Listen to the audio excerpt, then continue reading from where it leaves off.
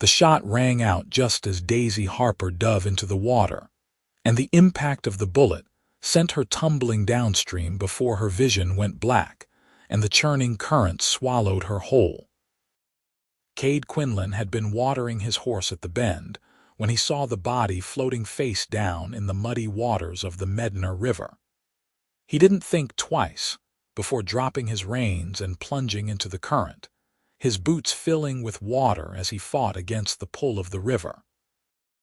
The woman's dark hair fanned out around her like river grass, and when he grabbed her arm and felt how cold her skin was, he wondered if he was already too late. He dragged her through the water with one strong arm while using the other to fight toward the bank, his muscles burning with the effort.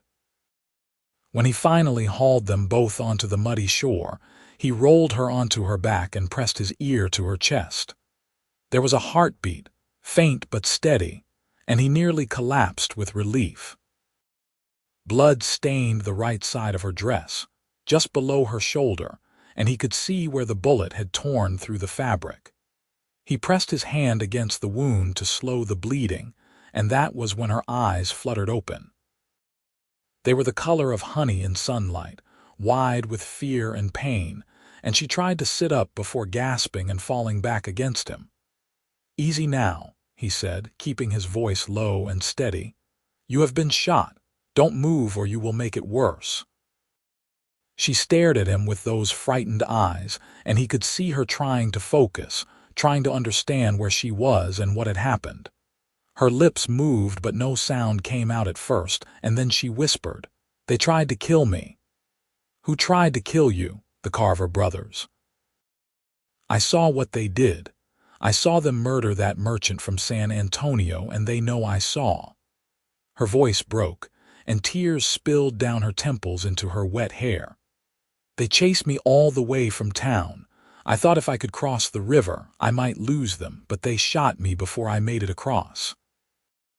Cade looked back across the river, scanning the opposite bank for any sign of riders.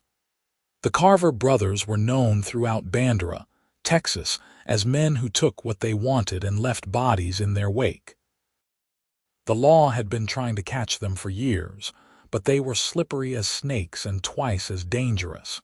If they knew this woman had witnessed their crime, they wouldn't stop until she was dead. "We need to get you somewhere safe," he said. "Can you ride?" She tried to sit up again, and this time he helped her, supporting her weight as she swayed. "I think so. I have to. They will come looking for me. My horse is just there. I am going to bind this wound first, then we ride hard for my ranch. It is about 5 miles south of here, and my sister is there. She has some medical training. She can help you." He tore strips from his own shirt and wrapped them tightly around her shoulder, doing his best to be gentle even though he knew it had to hurt. She bit her lip to keep from crying out, and he admired her strength. When he was finished, he helped her to her feet, and she stumbled against him. She was tall for a woman, probably 5.5 feet, but she felt fragile in his arms, like a bird with a broken wing. His horse, a sturdy bay gelding named Chester, stood patiently waiting where he had left him. Cade lifted the woman into the saddle first, then swung up behind her, pulling her back against his chest so she wouldn't fall. She was shivering despite the June heat, and he knew shock was setting in. He kicked Chester into a gallop, keeping one arm wrapped firmly around the woman's waist. "What is your name?" he asked as they rode. "Daisy Harper. I came to Bandera 3 months ago from Missouri. I have been working as a seamstress in town." She paused, taking shallow breaths. "What is yours?" "Cade Quinlan. I run a cattle ranch with my sister Clara. We are not fancy folk, but we are good people, and we will keep you safe." "Why did you help me? You could have just let me float on by. Most people would not want to get involved with the Carvers." He was quiet for a moment, thinking about his answer. "I reckon I could not live with myself if I had just watched someone die when I could have done something about it. My pa raised me better than that. God rest his soul." They rode in silence after that, and Cade kept checking behind them for signs of pursuit. The land here was rough and beautiful, rolling hills covered in live oak and cedar, with rocky outcroppings that made good places for ambushes. He knew every inch of this territory, had grown up riding these trails, and he used that knowledge now to take them on a winding path that would be harder to follow. By the time they reached the ranch, Daisy had fallen unconscious again, and Cade was seriously worried. He rode straight up to the house, a sturdy limestone structure his grandfather had built in 1849, and shouted for his sister. Clara came running out, wiping flour from her hands, her face shifting from annoyance to alarm when she saw the blood-soaked woman in his arms. "Dear Lord, Cade, what happened?" Carver brothers shot her. "She witnessed them killing someone. I pulled her from the river. Can you help her?" Clara was already reaching up to help him lower Daisy down. "Bring her inside, quickly. Put her on my bed." They worked together to carry Daisy into the house and lay her on Clara's bed. His sister immediately began cutting away the makeshift bandages and examining the wound. Clara was 26, 2 years younger than Cade, and she had learned about medicine from their mother, who had served as a midwife and healer for the community before she passed away 5 years back. Her hands were steady as she probed the wound, and she nodded with satisfaction. "Bullet went clean through. That is good.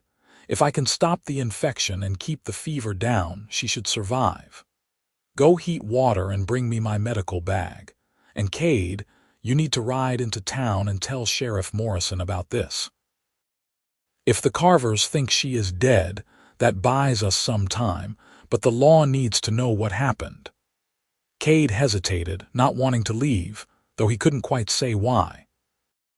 He had just met this woman, pulled her half dead from the river, but something about her had already worked its way under his skin. Maybe it was the courage he had seen in her eyes, or the way she had kept herself together even when she was terrified and bleeding. Whatever it was, he felt a strange protectiveness toward her. "Go," Clara said, more firmly this time. "I will take good care of her, but the sheriff needs to know about this murder before the Carvers can cover it up." He went. He heated the water and brought Clara everything she needed, then saddled a fresh horse and rode hard for Bandera. The town sat nestled in the cypress-lined Medina River Valley, about 6 miles from his ranch. It was founded in 1853 as a lumber camp, and though it had grown since then, it still had the rough edges of a frontier settlement. The main street was lined with false-fronted buildings: a general store, a saloon, a hotel, a church, and the sheriff's office. Sheriff Tom Morrison was a former Texas Ranger, tough as jerky and honest as they came. When Cade walked into his office and told him what had happened, the old man's face went dark with anger. "I've been trying to catch those sons of Satan for 3 years now," Morrison said, slamming his hand on the desk. "Every time I think I have them, they slip away." "Who did they kill?" Daisy said it was a merchant from San Antonio. "She didn't give me a name before she passed out again." "There was a fellow came through yesterday, name of Walter Grimes. He was selling fabric and notions. I saw him talking to your Miss Harper at the Mercantile. If he is dead, the Carvers probably robbed him and dumped his body somewhere." Morrison stood and grabbed his hat. "I am going to round up a posse and search for Grimes. You get back to your ranch and guard that woman. If the Carvers find out she is alive, they will come for her. I know. That is why I wanted you to know right away. You did the right thing, son. Now go, and Cade, keep your rifle loaded." The ride back to the ranch felt longer than the ride into town, and Cade found himself pushing his horse harder than he should have. When he finally made it home, the sun was starting to sink toward the horizon, painting the sky in shades of orange and pink. He found Clara in the kitchen, stirring a pot of soup on the stove. "How is she?" he asked. "Sleeping. The fever has started, but it is not too high yet. I cleaned the wound and stitched it closed. Now we wait and see if infection sets in." Clara studied her brother's face. "You are worried about her." "Of course I am worried. The Carvers will not stop looking for her." "That is not what I meant, and you know it." Clara smiled gently. "I saw the way you looked at her, Cade. I have not seen you look at a woman like that since Margaret left." Cade flinched at the mention of his former fiancée. Margaret had promised to marry him, but when her family got the opportunity to move back east to Philadelphia, she had chosen comfort and civilization over love and the hard life of a rancher's wife. That had been 3 years ago, and he had told himself he was over it, but the truth was it had made him cautious about opening his heart again. "I just pulled her from a river a few hours ago, Clara. I don't even know her." "Maybe not. But I know my brother, and I know that look in your eyes. Just don't fight it so hard this time. Not every woman is going to leave." He didn't have an answer for that, so he went to check on the horses and secure the property. He made sure all the animals were in the barn, loaded his Winchester rifle, and positioned it by the front door. Then he went and sat on the porch, watching the darkness creep across the land. The night sounds of the Texas hill country surrounded him. Crickets singing, an owl hooting from the oak tree, the distant yipping of coyotes. Normally these sounds brought him peace, but tonight every shadow seemed threatening, every noise a potential danger. He must have dozed off in his chair, because the next thing he knew, Clara was shaking his shoulder and the sky was starting to lighten with dawn. "She is awake," his sister said. "And she is asking for you." Cade stood quickly, his muscles protesting after a night in the chair, and followed Clara inside. Daisy was propped up on pillows, looking pale but alert. Her honey-colored eyes found his immediately, and she managed a weak smile. "You saved my life," she said, her voice hoarse. "Your sister told me you pulled me from the river." He pulled a chair up next to the bed and sat down, feeling suddenly awkward. "I was just in the right place at the right time. Or I was in the right place at the right time. If I had floated past that bend before you got there, I would be dead now." She paused, swallowing hard. "Did you tell the sheriff?" "I did. He is searching for the merchant's body and gathering evidence against the Carvers. But Daisy, you need to understand something. Until the Carvers are caught or convinced you are dead, you are in danger. They won't stop looking for you." "I know." Her eyes filled with tears, but she blinked them back. "I came to Texas to start a new life. After my parents died in Missouri, there was nothing left for me there. I thought I could make something of myself here, build a business, maybe find a husband and have a family. And now I have to hide like a criminal because I saw something I should not have seen." Clara, who had been standing quietly in the doorway, came forward and took Daisy's hand. "You can stay here as long as you need to. This ranch is off the main roads and not many people know about it. You will be safe here, and we will take good care of you. I cannot ask you to put yourselves at risk for me." Cade leaned forward, and without thinking, he covered her other hand with his own. "You are not asking. We are offering. And I promise you, Daisy Harper, no one is going to hurt you while you are under my protection." The look she gave him then was so full of gratitude and something else, something warmer and more complicated, that he felt his heart skip a beat. Clara had been right. There was something about this woman that called to him, something beyond the simple impulse to help someone in need. He wanted to know her story, wanted to understand what had brought her to Texas, wanted to see her smile when she wasn't in pain or afraid. Over the next few days, Daisy grew stronger. The fever broke on the second night, and Clara pronounced her out of immediate danger. She started sitting up for meals, and Cade found excuses to spend time in the house instead of out working the ranch. He told himself he was just making sure she was safe, but the truth was he looked forward to their conversations. She told him about growing up in Missouri, the daughter of a schoolteacher and a seamstress. She had learned both trades from her parents, and after they died from cholera the previous year, she had decided she needed a fresh start. She chose Texas because she had heard there were opportunities for women who were willing to work hard, and she had enough money saved to set up a small shop. She had been doing well in Bandera, building up a clientele, until that terrible moment when she had been walking back from a delivery and seen the Carver brothers drag Walter Grimes into the alley behind the saloon. "I should have run immediately," she said, "but I was frozen. I watched them go through his pockets, take everything he had, and then I saw the knife. There was so much blood." She shuddered, and Cade reached out to steady her. "You don't have to talk about it if it upsets you." "No, I need to tell someone. I need to say it out loud so it is not just living in my head." She took a shaky breath.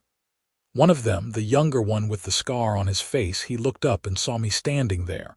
Our eyes met, and I knew they were going to kill me too, so I ran.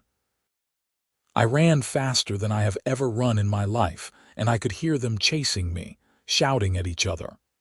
I made it to the river, and I thought if I could just get across, maybe I could hide in the brush on the other side. I dove in, and that is when I felt the bullet hit me. Everything went black after that, until I woke up and saw your face." Cade felt a surge of anger toward the Carver brothers, a hot, righteous fury that made him want to ride into town and deal with them himself. But he knew that would be foolish. The law had to handle this properly, or Daisy would never be truly safe. "Sheriff Morrison will catch them," he said, trying to sound more confident than he felt. "He is a good man and a smart lawman. He won't let them get away with murder." On the 5th day after the shooting, Morrison rode out to the ranch. He looked grim as Cade met him in the yard, and Cade's stomach sank.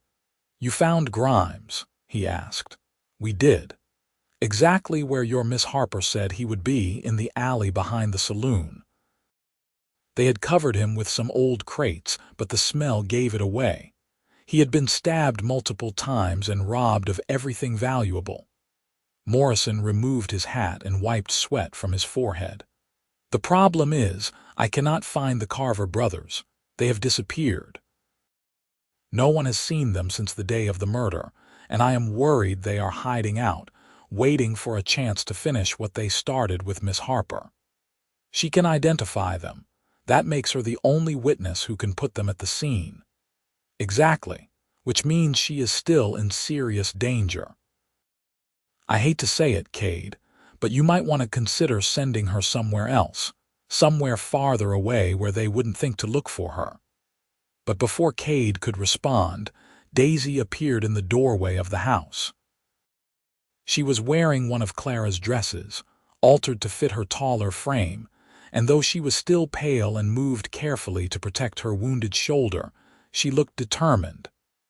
"I am not running anymore," she said. "Sheriff Morrison, I will testify against the Carver brothers in court. I will tell everyone what I saw, but I will not live my life in fear, hiding from place to place. If they want to come after me, let them come. I am not going to make it easy for them, but I am also not going to disappear." Morrison looked at her with respect. "You are a brave woman, Miss Harper. But you understand what you are saying. These men are killers. They won't hesitate to put a bullet in you if they get the chance." "I understand, but I also understand that if I run now, I will be running forever, and that is no kind of life." She looked at Cade, and he saw the steel in her eyes. "Besides, I have people here who are willing to stand with me. I am not alone anymore." After Morrison left, promising to keep searching for the Carvers and to post deputies on the roads leading to the ranch, Cade found Daisy sitting on the porch. He sat down next to her, and for a long moment they just looked out at the land, watching the wind move through the grass. "That was a foolish thing you said to Morrison," he finally said.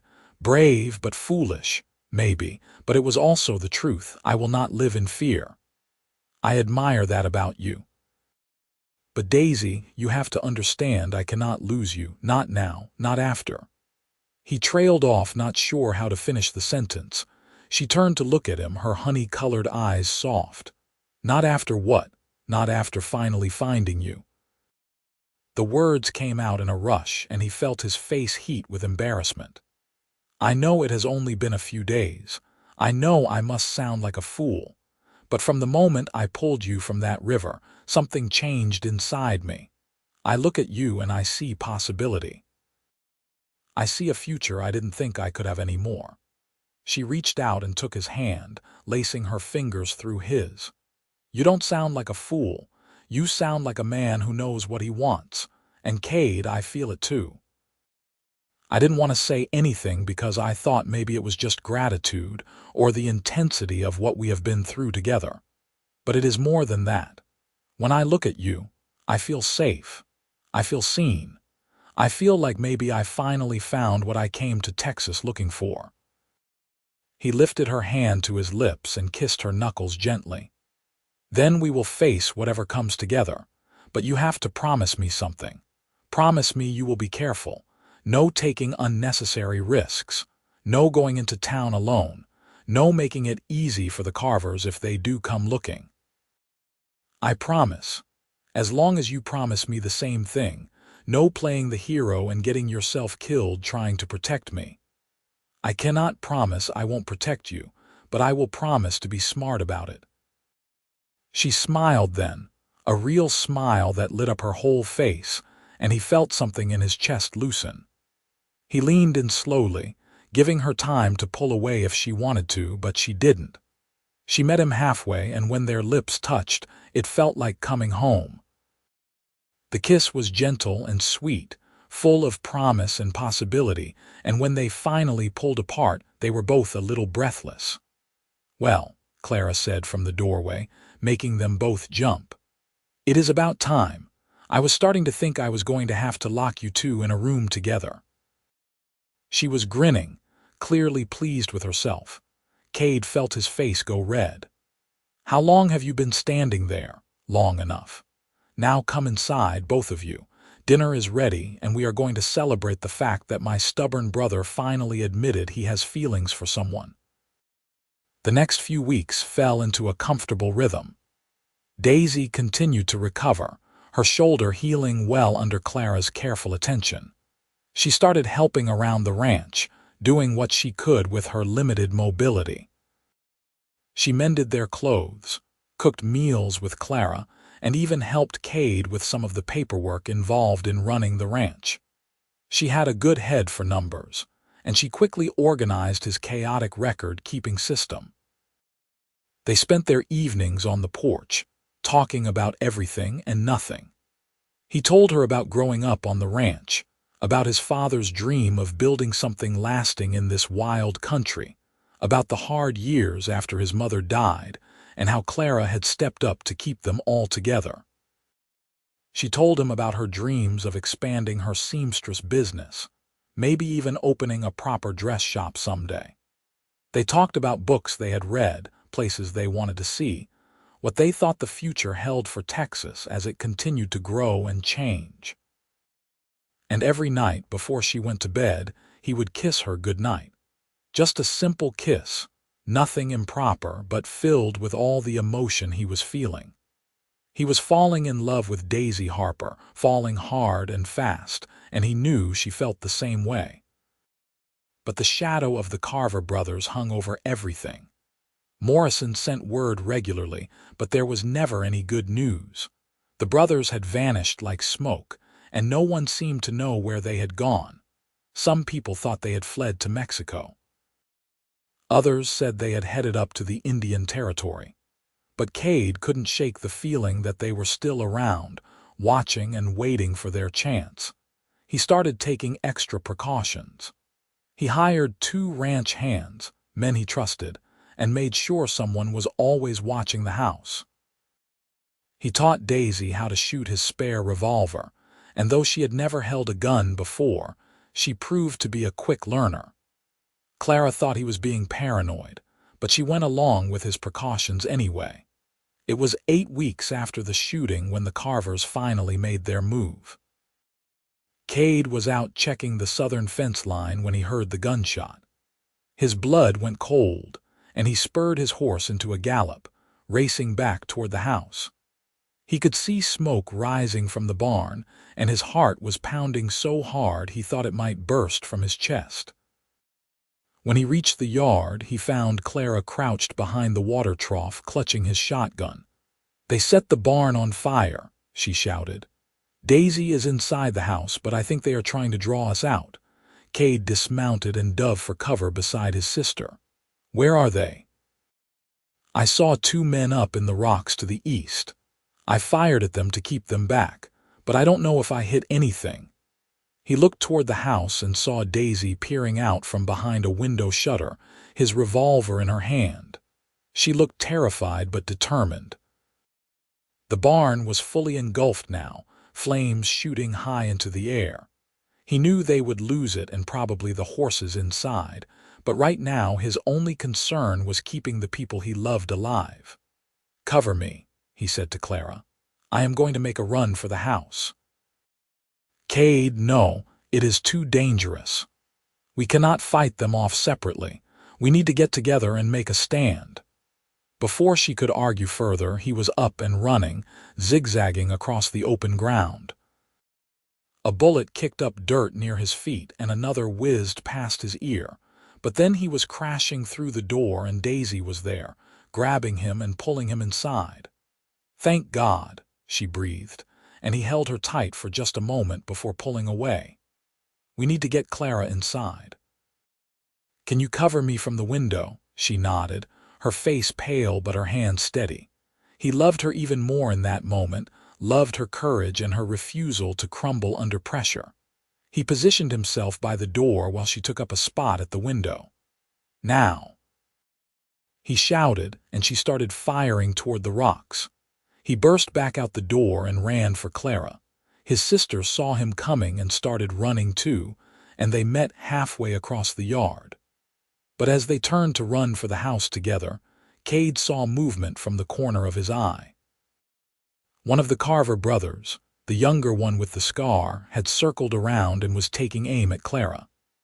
Cade didn't think, just reacted. He shoved his sister hard, sending her sprawling toward the house, and felt the bullet meant for her slam into his left arm instead. The pain was instantaneous and overwhelming, but he kept moving, half dragging Clara with his good arm. Daisy was still firing from the window, and he saw one of his ranch hands, a tough old cowboy named Pete, coming from the bunkhouse with his rifle. Between their covering fire, Cade and Clara made it inside, and he slammed the door shut behind them. "You are shot," Daisy said, her voice shaking as she looked at his arm. "I will be fine. We need to fortify this position and wait for help. Clara, did you send someone for the sheriff?" His sister nodded, already moving to press a cloth against his bleeding arm. "Pete's boy rode out as soon as we saw the smoke. Morrison should be here within the hour." The next hour was the longest of Cade's life. The Carvers and what sounded like 2 other men kept them pinned down, firing whenever anyone showed themselves at a window. The barn burned to the ground, and Cade could only hope the horses had gotten out in time. His arm throbbed with a pain that made him dizzy, but he forced himself to stay alert, to keep watch, to protect the women he loved. Daisy stayed by his side the whole time, reloading guns, bringing water, helping Clara tend to his wound. "I am so sorry," she kept saying. "This is all my fault." "You wouldn't be hurt if it wasn't for me." "Stop," he said firmly. "This is not your fault. This is the fault of evil men who chose to kill an innocent person. You did nothing wrong, do you hear me? Nothing." She nodded, but he could see the guilt and fear in her eyes. He wanted to take her in his arms and kiss away all her worries, but there was no time for that now. All he could do was keep fighting, keep protecting, and pray that Morrison arrived before the Carvers figured out a way inside. When he finally heard horses approaching and saw the sheriff's star glinting in the sunlight, he nearly collapsed with relief. Morrison had brought a dozen men, and the Carvers, outnumbered and outgunned, tried to run, but there was nowhere to go. The posse surrounded them, and after a brief exchange of gunfire, it was over. Two of the Carvers' accomplices were dead, and the brothers themselves were captured alive, though both were wounded. Morrison himself came to the house to check on them. He looked at the burned barn, at Cade's bloody arm, at the bullet holes peppering the limestone walls, and his face was grim. "I am sorry it took us so long to get here. We came as fast as we could." "You saved our lives," Clara said. "Another hour and I don't know what would have happened." The sheriff turned to Daisy. "Miss Harper, I am going to need you to come into town tomorrow and give a formal statement. With your testimony about the murder, plus the charges for what they did here today, those boys are going to hang. You have my word on that." Daisy nodded, and Cade saw tears streaming down her face. She had held it together through the whole ordeal, but now that it was over, the emotion was finally breaking through. He went to her with his good arm and pulled her close, and she buried her face in his chest and sobbed. After Morrison and his men left, taking the Carvers away in chains, Clara patched up Cade's arm properly. The bullet had gone clean through the meat of his bicep, missing the bone, and she said he had been lucky. He didn't feel lucky, but he was grateful to be alive, grateful that his sister and Daisy were safe, grateful that the nightmare was finally over. That night, after Clara had gone to bed, Cade and Daisy sat on the porch together.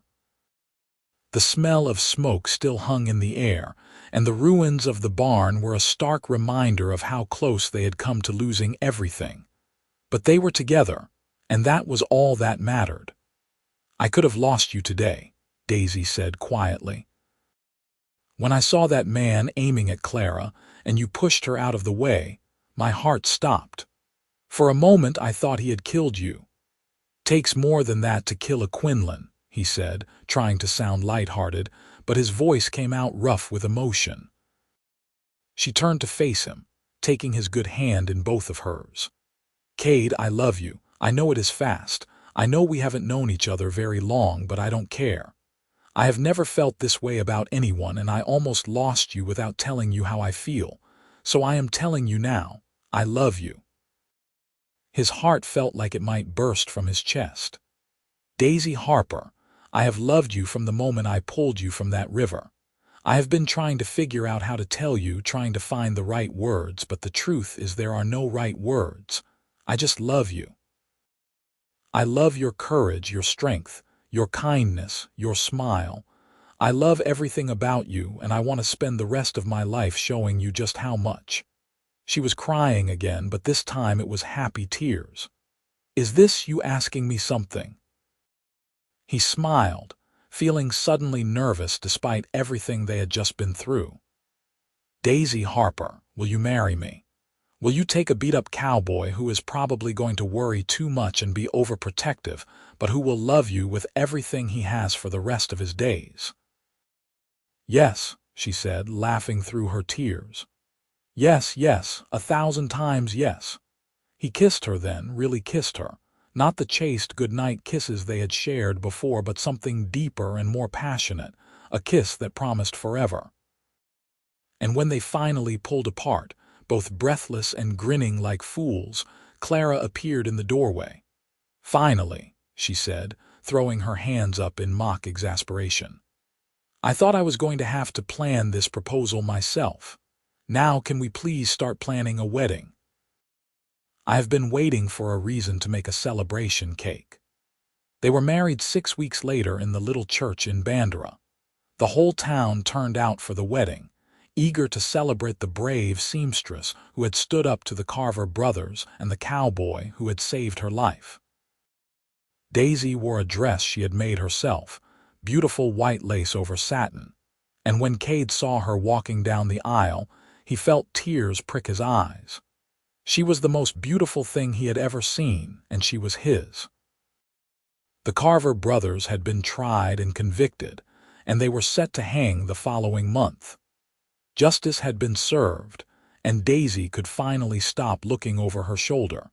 She could finally start building the life she had come to Texas to find.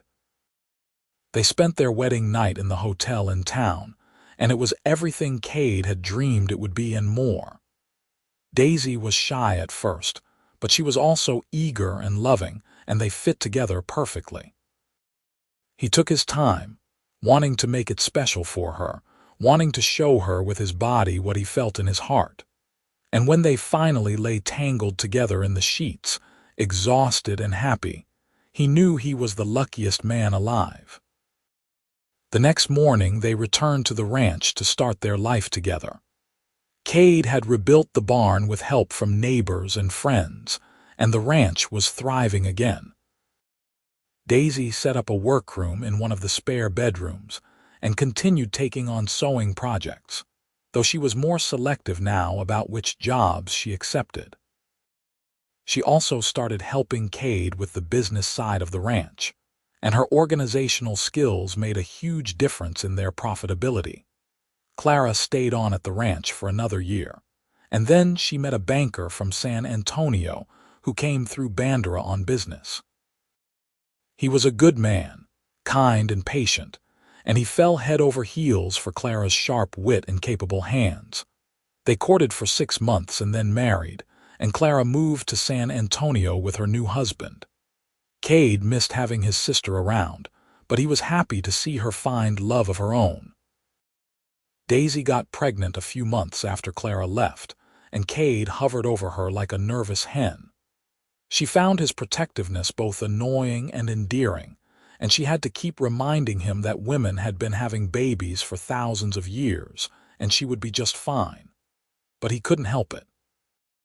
The thought of losing her, of anything happening to her or their child, filled him with a terror he had never known before. Their son was born on a cool October morning in 1883, and they named him James, after Cade's father. He was perfect, with a head of dark hair like his mother and blue-gray eyes like his father. Cade held his son for the first time and felt a love so profound it brought him to his knees. He looked at Daisy, exhausted but glowing with happiness, and he knew that his life was complete. James was followed 2 years later by a daughter they named Rose, and then 3 years after that by another son they called Matthew. The ranch house rang with the sound of children's laughter, and Cade couldn't imagine his life any other way. He and Daisy built something strong and lasting, a family rooted in love and mutual respect, a partnership that grew deeper with each passing year. On their 10th wedding anniversary, Cade took Daisy back to the bend in the Medina River where he had pulled her from the water. They stood on the bank, watching the current flow past, and he wrapped his arms around her from behind. "Do you ever think about that day?" he asked. "Do you ever wonder what would have happened if I hadn't been there?" She leaned back against him, her head resting on his shoulder. "I try not to. But Cade, I believe in fate. I believe that I was meant to end up in that river and you were meant to be the one to save me. Everything that happened, as terrible and scary as it was, led us to this moment, led us to this life, and I wouldn't change a single thing." He turned her in his arms so he could look into her eyes, those honey-colored eyes that had captured his heart from the very first moment. "I love you, Daisy Quinlan. I loved you then, I love you now, and I will love you until the day I die. And I love you, Cade. You are my hero, my partner, my everything. Thank you for diving into that river.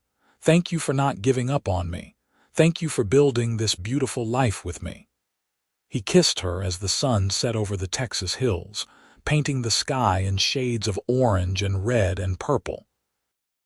The river flowed on beside them, the same river that had almost taken her from him, the same river that had brought them together.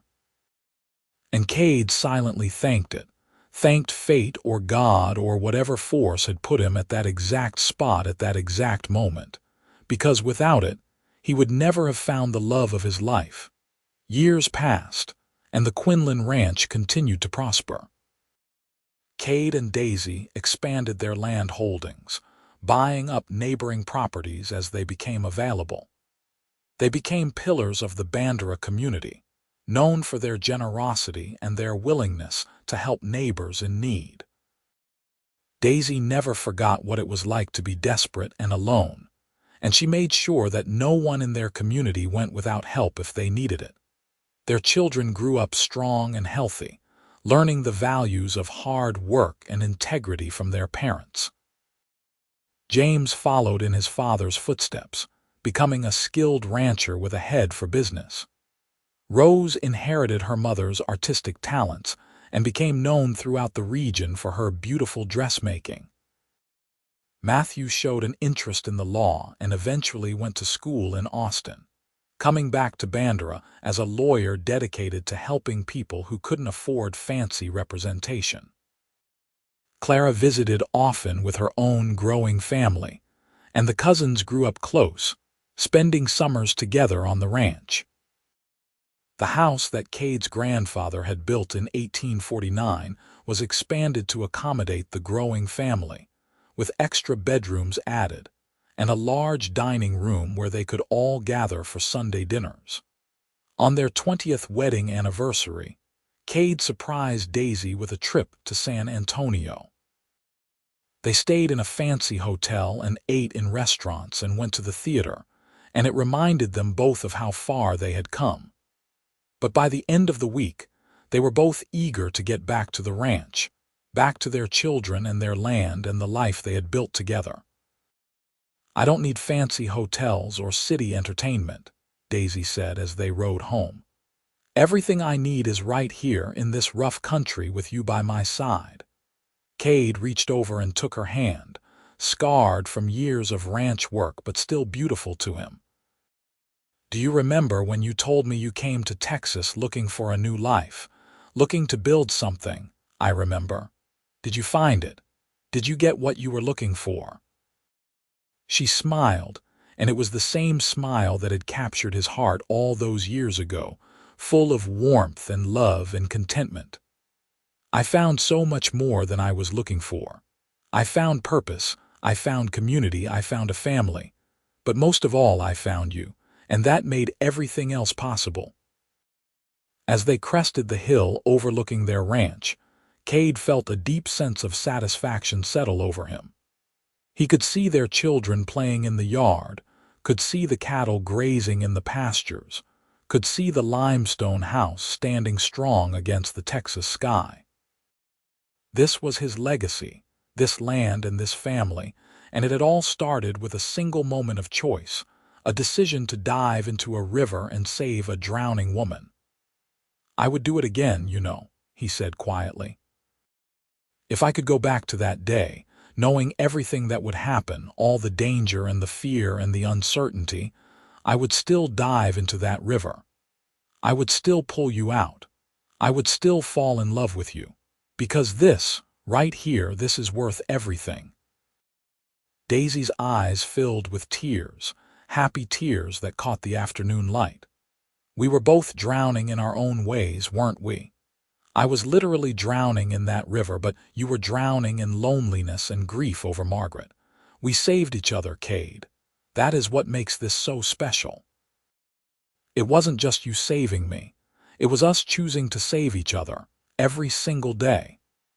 They rode down the hill together, toward their home and their children and the life they had built from the ashes of tragedy.